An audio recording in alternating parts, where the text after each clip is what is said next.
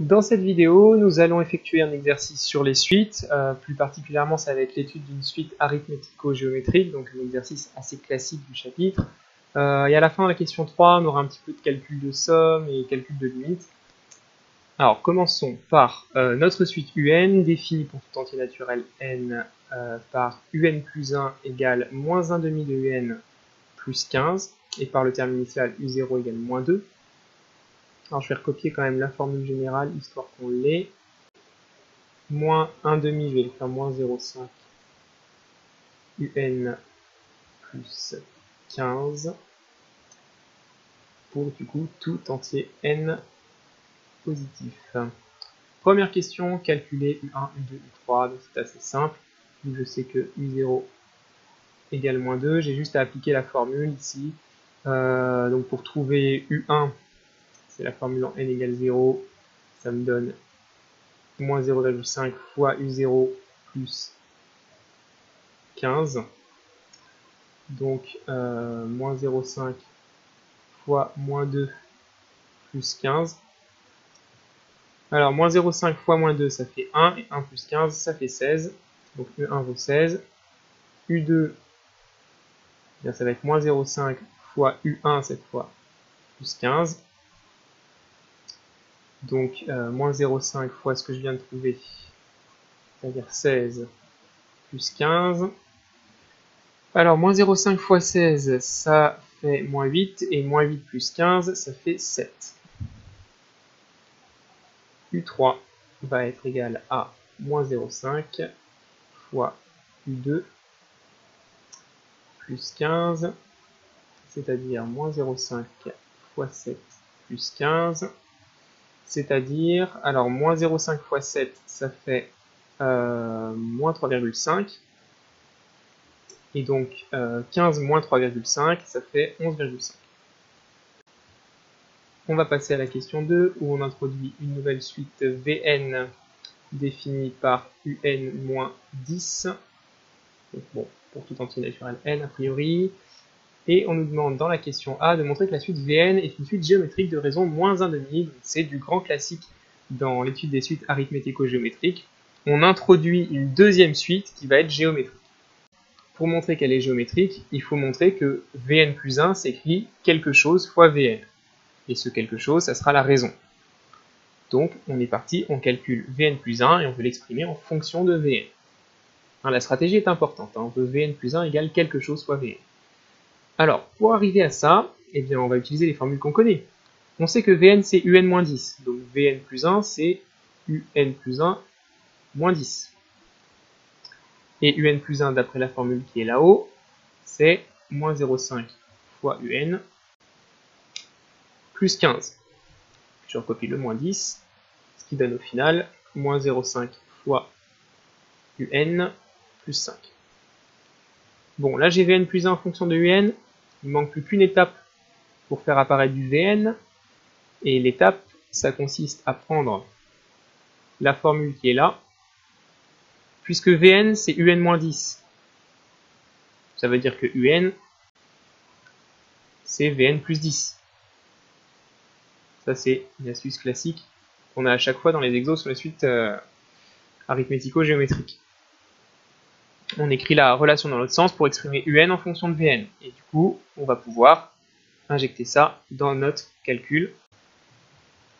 Vn plus 1, ça va être moins 0,5 fois, donc un c'est Vn plus 10, et on a le plus 5 au bout. Je développe, ça donne moins 0,5 fois Vn, moins 0,5 fois 10, plus 5, et il se trouve que moins 0,5 fois 10, ça vaut moins 5, donc j'ai moins 5 plus 5, tout s'annule. Il ne reste que le moins 0,5 Vn. Donc au final, Vn plus 1 est égal à moins 0,5 Vn. On a bien égal à quelque chose fois Vn. Ça signifie que la suite Vn est géométrique de raison ce quelque chose, c'est-à-dire moins 0,5. Moins 1,5. C'était ce qui était demandé. Bon, maintenant qu'on sait qu'elle est géométrique, eh bien, on va pouvoir utiliser la formule explicite d'une suite géométrique. Vn, c'est égal à le terme initial V0 fois la raison à la puissance n. Ça, c'est la formule explicite pour tout n. Alors, la raison ici, chez moi, c'est le moins 0,5. Et le V0, on ne l'a pas calculé. Non, il va falloir qu'on le calcule. Alors, V0, comment je peux le calculer? Je peux le calculer grâce à cette formule-là. Puisque Vn, c'est Un-10, ça veut dire que V0, c'est U0-10. Et je connais U0. Ça vaut moins 2. Donc, j'ai moins 2 moins 10 est égal à moins 12. Du coup, je peux réécrire ma forme explicite. Vn, ça va être moins 12 fois moins 0,5 à la puissance n, pour tout entier naturel n. Et voilà donc l'expression de Vn en fonction de n. Alors pour faire la suite, je vais d'abord devoir effacer, afin d'avoir de la place. Alors je vais peut-être garder quand même les formules intéressantes. Donc celle-ci qui est dans l'énoncé avec le terme initial, celle-ci qu'on a réécrite en la retournant comme ceci, et celle qu'on vient de trouver ici de Vn. Donc je vais garder toutes les formules et je vais effacer le reste. Alors ça donne ceci, j'ai recopié toutes mes formules, j'ai rajouté aussi le fait que V0 valait moins 12 et que Q, la raison de la suite Vn, valait moins 0,5 parce qu'on va en avoir besoin. Vu que dans la question 2 petit c, on doit calculer S' n qui est la somme V0 plus V1 plus V2 et ainsi de suite jusqu'à Vn.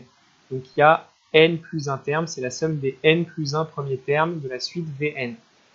Et donc ça, vu que Vn est une suite géométrique de raison Q différente de 1, eh bien on a une formule qui nous assure que la somme des n plus 1 premiers termes, c'est V0 fois 1 moins Q à la puissance, donc le nombre de termes n plus 1, divisé par 1 moins Q.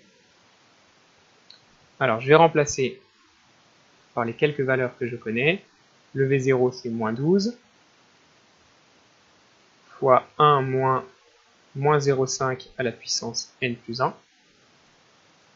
Le tout divisé par 1 moins 0,5. Bon, du coup, en bas, 1 moins 0,5, ça fait 1,5.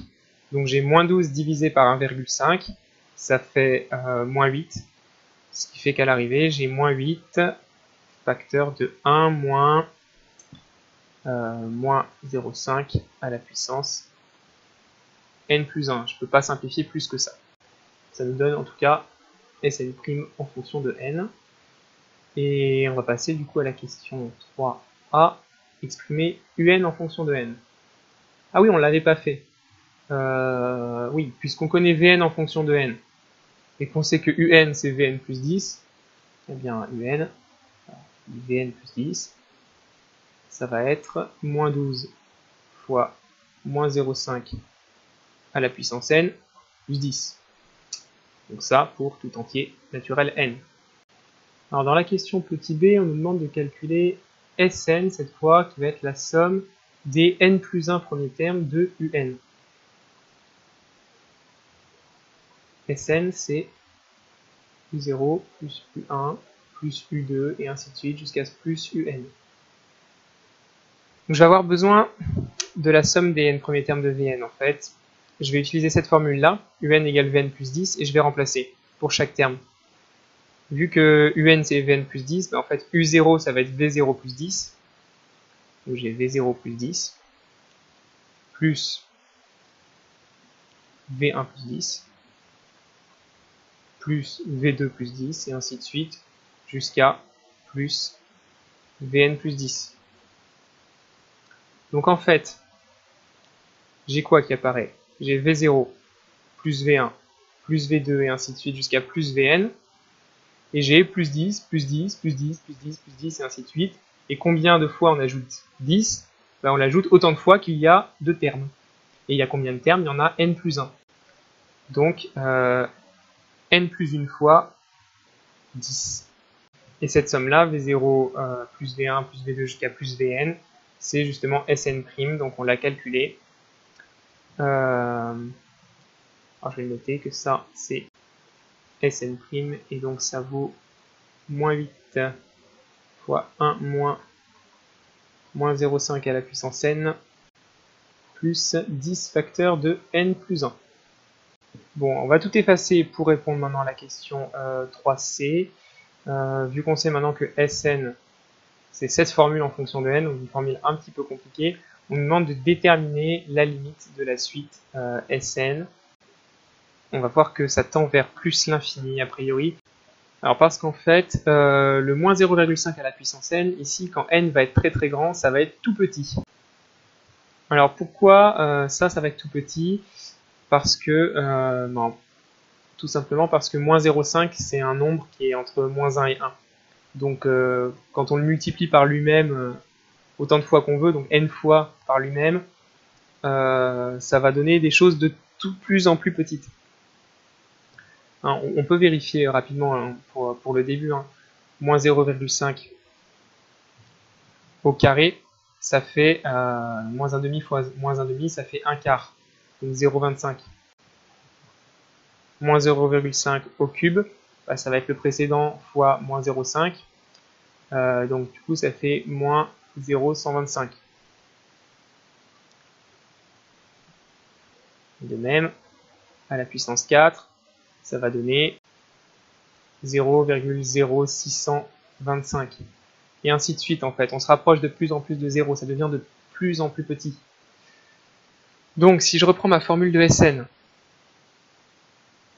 la limite de Sn quand n tend vers plus l'infini, ici vous allez avoir quelque chose qui en plus l'infini va valoir 0. Donc vous allez faire 1 moins 0, donc ce qu'il y a dans la parenthèse ça va tendre vers 1, et ce qu'il y a, vu que la parenthèse est multipliée par moins 8, le résultat ici va tendre vers moins 8, quand n sera très grand. Ici, on va avoir, alors si je développe, c'est 10n plus 10, donc on va avoir un moins 8 plus 10 déjà, donc au final, cette suite en l'infini va se comporter comme 10n plus 2, moins 8 plus 10. Et 10n, quand n est très grand, bah, ça explose en fait, ça tend vers plus l'infini. Peu importe qu'il y ait un plus 2 à côté, 10n ça va être très très grand. Du coup, toutes les autres parties finalement étaient négligeables devant ce facteur, devant ce terme 10n qui lui explose en plus l'infini. Et c'est pour ça que la limite à l'arrivée vaut plus l'infini.